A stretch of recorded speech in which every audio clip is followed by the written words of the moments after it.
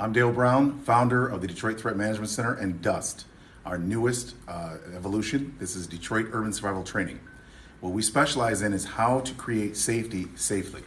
Specifically, we show you how to not injure people by design. So it doesn't matter if they attack you in a group or an individual. We show you how to use psychology, understand laws, and have the skills to create the most nonviolent outcome. And psychology is the most important thing that we teach. Where we got this from was many years of teaching and training and actually using this in real life to protect people in real life situations. So I started off in 1994 in Detroit, on the east side of Detroit, because I thought that Detroit would be a great place to train people to protect themselves. What made me come to Detroit and bring a training system here was there was a girl that was chased off a bridge. She was in front of a crowd of people. She was with her daughter. She was chased in front of a crowd off the bridge called the Belle Isle Bridge. This bridge was filled with people, and I thought if somebody was on that bridge and had my training system, that they could have actually saved this girl in front of her daughter, saved a single mom, and stopped a horrible story from happening, and that little girl would not have seen her mother get chased off a bridge. Incidentally, there were two heroes that jumped off that bridge that day, and if those two men could have had the training to disarm these steel iron bars that these men had, they could have saved that woman that day. So I thought, if I could bring a training system to Detroit, we could train people, they could protect themselves. And when I started teaching, what I did was I took a lot of different types of martial arts and I mixed them together into one system. The system I created is called Eclecticon. Eclecticon simply is a blended style system. And what I did was I took a lot of jiu-jitsu, aikido. My first system was taekwondo, so a lot of kicks were first incorporated. And then I studied Kyokushinkai. And I thought that the way in which the Japanese system, Kyokushinkai, used energy was great. It was very powerful. What I learned was that most important was not how hard we hit people, how fast we hit people, how often we hit people. What matters most is how we're able to create a change in their physical aggression. And that came from understanding more about biomechanics, which was explained through Aikido best, and also Jiu-Jitsu through locks. So what I did is I blended it together, and then in real life, because we're in the United States, we have to know how to disarm guns and knives, because this country has lots of guns and knives. People are not in your weight class. And so what I found out was that a lot of techniques that worked in a fighting sense for a sport don't work in the street because people are out of your weight class. There's also no rules, there's multiple aggressors, and when you're dealing with people and they don't care about rules and laws, but you have to care about the law, there has to be a way for you to know how to escape from someone, to control them or immobilize them based upon the law that applies to that situation. So I created a system that takes into account whether you're armed or unarmed, whether you're using a baton, a bat, a knife, whether you're using a pistol, a shotgun, a rifle, or whether you have no weapon at all. How do you legally defend yourself? And that's what I created, was an actual system that incorporated both law and skill to create the outcome you needed, which was the best thing for you and your family. If you have a business, your community. And what I found out was that more important than just fighting, more important than winning the fight, is understanding the law so you don't get yourself in trouble, and also so you don't get sued. A lot of people will win fights and then find out later that, although they won the fight, they wish they didn't win the fight because of what happened next, whether it be the criminal side or the civil side, what happens to them next. So I thought what would be great is if you knew these things ahead of time. What if someone taught you legally how to defend yourself and understood that if I do this action, there will be legal consequences, and then if I did not do an action, there will be legal consequences. What if you knew that already at contact? What if you knew it before you had contact with the situation? So that was the point of the training system I created. Then it combined that with the understanding that not only do you need to have that legal understanding, but you have to be able to explain it. So legal articulation of threat, very important. So psychology, law, and skill, in that order is what we teach. So understanding how to understand the body language of a predator so you don't make false assumptions and create false outcomes. Meaning, if you have a false positive, you think someone's doing something wrong, you're going to take an action, and that action is going to be illegal because you did not understand that that person had no illegal intent, but you thought they did because of what you misread. So we teach a lot about psychology, how to create the best possible outcome by understanding the psychological behaviors of people so you can discern between a real threat and a false threat. Then understanding how the law applies, and then having the skills, the actual skill set required to escape, control, or immobilize threat. Just that simple. And the reason why it had to get simple and be simple was because I was taught a lot of complex things in different martial arts. And then when I tried them in real life here in Detroit against actual aggressors, gangs that were attacking people, attacking us, I found out that you don't have that kind of time. You don't have movement, you don't have space. There's human reaction time involved. And once I understand the biomechanics involved in actual threat, I then understand why a lot of things can't work out of weight class. Why is there weight class in different sport arts and MMA and in boxing? It's very important to have those weight classes. And that is because there's going to be a difference in the kind of techniques that you learn, that you can use. Also, if you used a small digit lock, such as a finger lock, in MMA, for example, not only would that end the match very soon, but it would also make it very boring. So understanding the difference between a survival scenario and a sports scenario is very important. And what we teach is urban survival training for civilians and police. Specifically, we focus on showing police officers techniques that allow them to easily take people into custody and take control of people without injury to the officer or to the person. And we show people physically how to take control of other people if they had to save themselves or protect themselves or their family members, and also how to read situations, most importantly, so they can use psychology to de-escalate the situation. If you knew how to speak to people, you know how to stand, if you understood praxeology, if you understood proxemics and praxeology the way that we teach it, you'll be able to create a non-adversarial interaction and a non-violent outcome by design. And that's what we're going to show you through our training system. Literally how to create the best possible outcome, which means the least amount of violence. So glad you joined us today. We're going to show you some of those things today. Example is, if a person grabbed my wrist and I don't want to create violence, I want to get his hand off, I'm going to go in a circle towards the thumb. And the reason why I'm going to go in a circle towards the thumb is because there's no muscle groups on top of the thumb that can stop that action. So when we go here, we're going to go under the thumb muscles or over the top of the thumb muscles. Either way, we could get free just by knowing there's no muscle groups here that can stop that action. If I try to just pull free, he could hold me against my will no matter what. If he has strong arms, there's no way I can get free. If I turn in a circle over the thumb and then press down, we will always get free. You can always get free from someone. If he grabs on the top this way, again, if I pull this way, he could hold me against my will. If I take my hand and go towards the thumb in a circular action, I'll get free every time. So circling line is vital, circular action, linear action. If I want to control him, first level of threat is escaping, the second is controlling. So he grabs my arm, I want to take control of him now. I don't want to escape. He's already shown that he's not going to just let me walk away. He's going to continue to aggress. I'm going to trap his hand here so he can't pull it back. And now I have control of the person. And if I wanted to, I could hold him to the ground. And he's completely under control. There's no way he can move. He can't roll over. He can't flip. He can't grab my hands. Because right now there's a lock on his wrist that keeps his whole body in position. There's no way to get up from here. So it's very simple.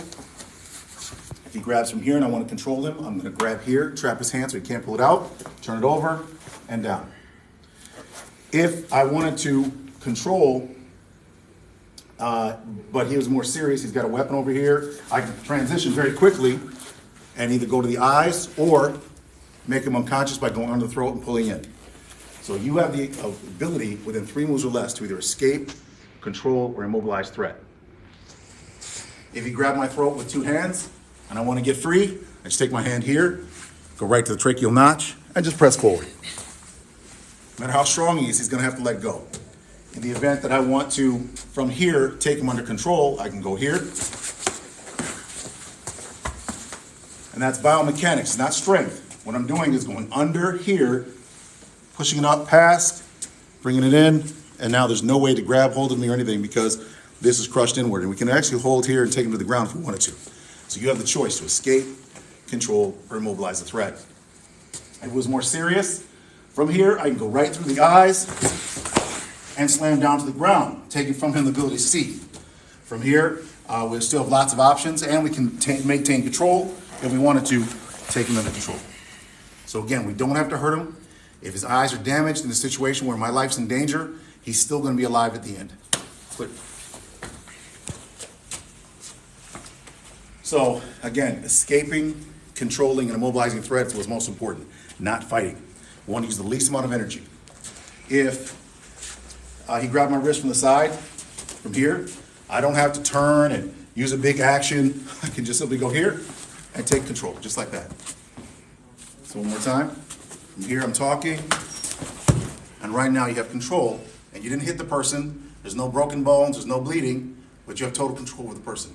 From here you can transfer to the ground, and you can actually hold them to the ground right here, and if you do this without putting any pressure here, there's no chance that you can cause this person to suffer from a lack of oxygen to the brain, which means no positional asphyxiation. You can literally hold them to the ground just like that, very easily. And that's just putting elbow pressure right here to the ground. There's no way to get up or flip over or anything. Can you move over? Can you get up? No. Nope. And no broken arm. Clear.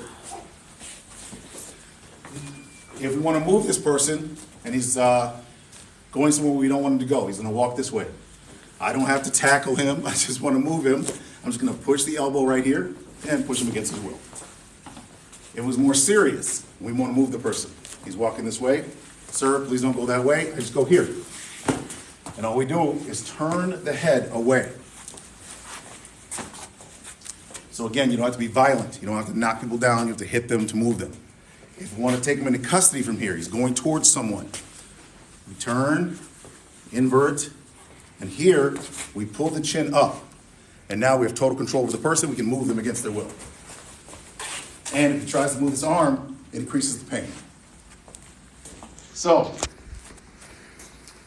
in the event that they have a knife and they are coming to strike, we're coming here, and here we have all the options. So if the person is coming to stab, I take my hand here, rotate, and now you have the weapon. It doesn't mean you have to strike them either. You don't have to stab them just because they try to stab you. When the blade's coming in, I'm not blocking. I'm actually letting the energy of the arm go past me, guiding it past. So it doesn't matter if they're out of your weight class or if they're strong. The biomechanics of taking the weapon from the knife from the hand, is very basic. All we do is take pressure, put it on the side of the blade. It comes out of the hand, again, because there's no muscle groups here, it comes right out of the hand. Pressing the thumb inward causes the blade to come out of the hand. Pulling the wrist and pushing the hand causes the blade to come right out of the hand. And again, just because he has the weapon and maybe stab someone, he might even stab you. The only thing worse than getting stabbed, you can stab again. So hurry up and get the knife. Hurry up and take that knife from that person. It doesn't matter how strong they are. You can take the blade because biomechanically they can't hold it against your will. So, one more time, take this out, press the thumb in, and the blade is going to go right into your hand. All right, and we had a question from the internet, rifle. Someone asked, what do you do if someone has a rifle and they point it at you? And from here, biomechanics are always going to be the same. If I try to move anything, he can shoot. Because he sees me move, he's going to respond. 1,000th of a second is his brain seeing me move after he told me not to or gave me a command. Then when I try to do something to him, or if I try to block this, he's going to shoot me. The only way that's going to stop, the only way I'm not going to get shot, is if I move what's in front of the gun first.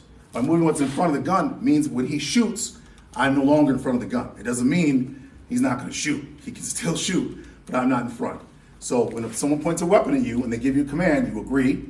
And then when you don't agree and you believe you want to resist, the intelligent way to do that is from biomechanics. You have to move what's in front of the gun.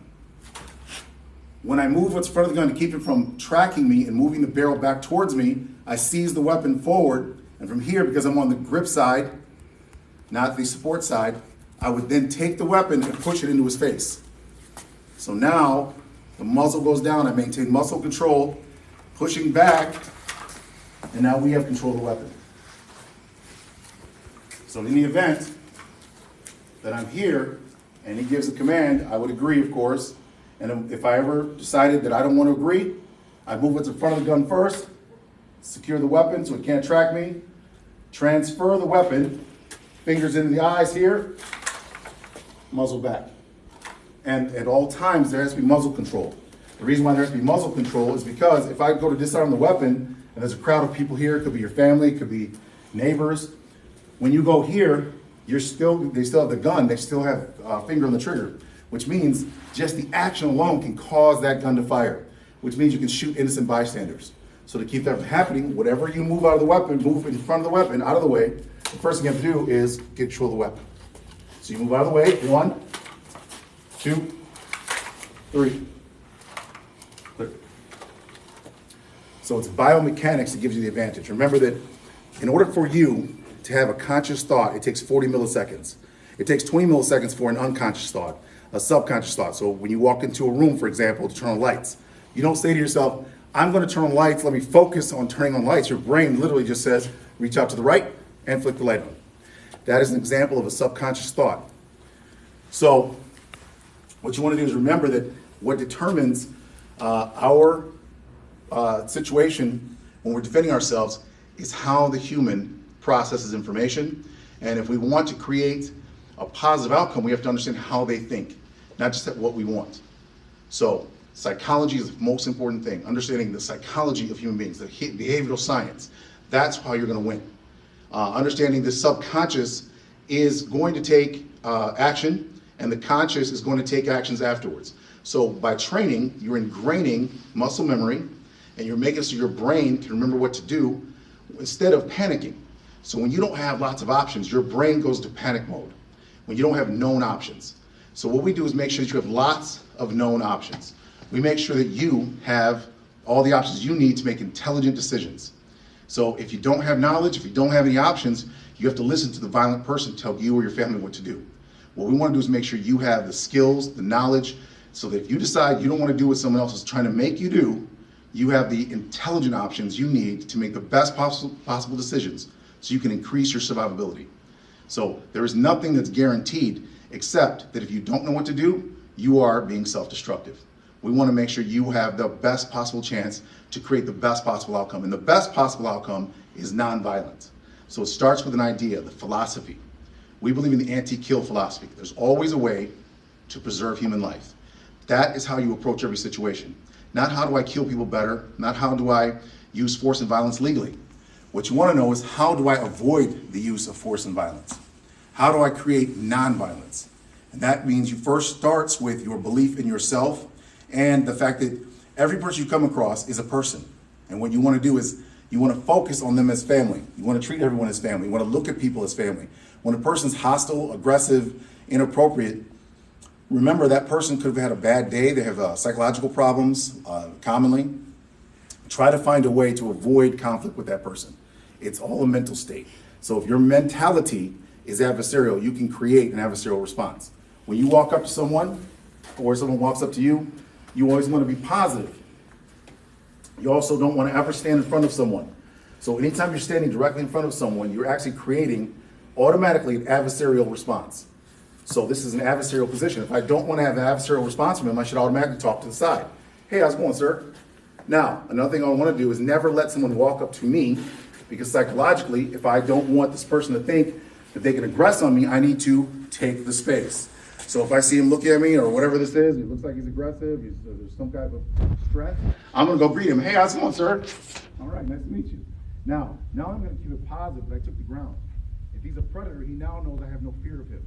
But I've also increased my survivability, because if he is a threat, I'm in a position to do something about it, which I couldn't have done if I was back here waiting for him to aggress. So now, if I don't want that to happen, I need to attack with positivity, create a positive interaction. Walk over, hey, how's it going, sir? Nice to meet you. Now, right now, he has to say to himself, this person's not scared of me.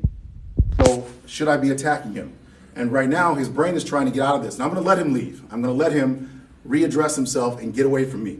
That's because I create a positive interaction and let him get away from here.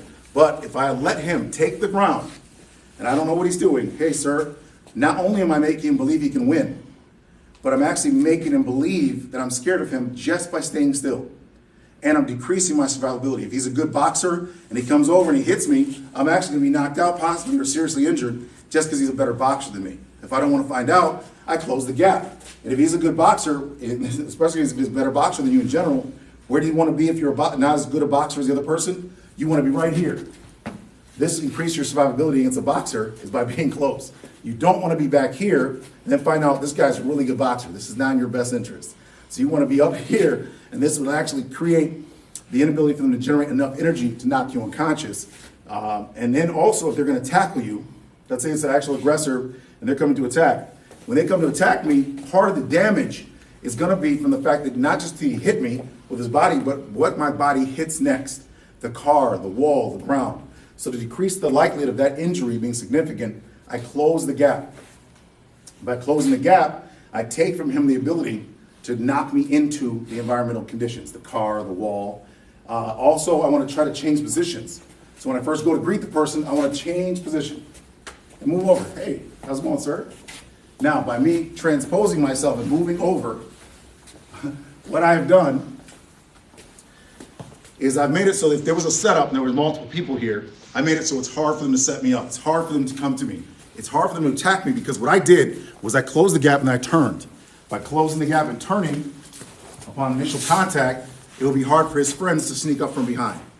So you want to do that. You always want to, when someone's approaching that you don't know, you take the ground, you greet them positive, you get close enough so you could do something to them if you had to, which there's lots of options up here that you would have that you don't have back here.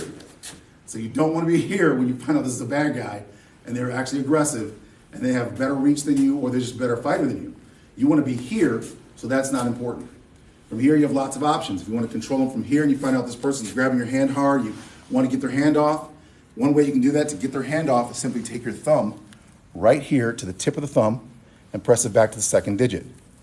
That's very painful and it opens the hand. So you can get your hand free just like that. If I wanted to control him, I don't want to just get free, I want to take control of him. And when he's shaking hands and I find out this is an aggressive person or inappropriate person that's trying to hurt my hand and I think I need to control him, I'm going to take my hand to the side and just simply push my thumb down. And this will give me control over the person. And from here, you have lots of options you can transition to from here. If you don't want to hurt them, you just take them down to the ground. Another way you can do it, just come right here to the arm. And now again, you pin the person to the ground. You can use your arm here. Very painful, but they won't be broken or seriously injured. Just from here, you can wait for police. You can wait to have people help to control this person and restrict their movement. But again, no pressure here so you don't cause the person to lack oxygen and oxygen to the brain and blood to the brain. And to do that, remember, you don't have to mean to do this. All you have to do is hold the person down. You can literally put your knee right here, or you can just push your hands right here, lean on the person here, and you can actually kill this person. The reason why is because the lungs are decompressing every time he breathes out. So as I push down, his brain, his lungs will not be strong enough to push back up to bring in more air. So every time he breathes out, he won't be able to breathe in more. Every time. All I can do is sit here. I can literally just lean on him, and eventually he will die this way. I don't even have to intend to. So positional asphyxiation happens by accident all the time, but once you know, it's not an accident. So this is why it's being taught in many places to avoid positional asphyxiation. You don't put any pressure on the chest. And that's so especially important when someone's in custody. Make sure that they're on their side. So the way to stop someone from exacerbating and passing out, if they are being held, whether it's handcuffed or just being held for police, make sure the person's on their side so they can keep breathing. And this is something that security people do, people in neighborhoods do. When they're securing someone that's hurt someone in their family or hurt someone in their neighborhood, you don't have to hurt the person. Or even what happens a lot of times, people accidentally sit on criminals or people that did a violation or a criminal act in their community, and they didn't mean to, but they actually sit on the person and it kills them.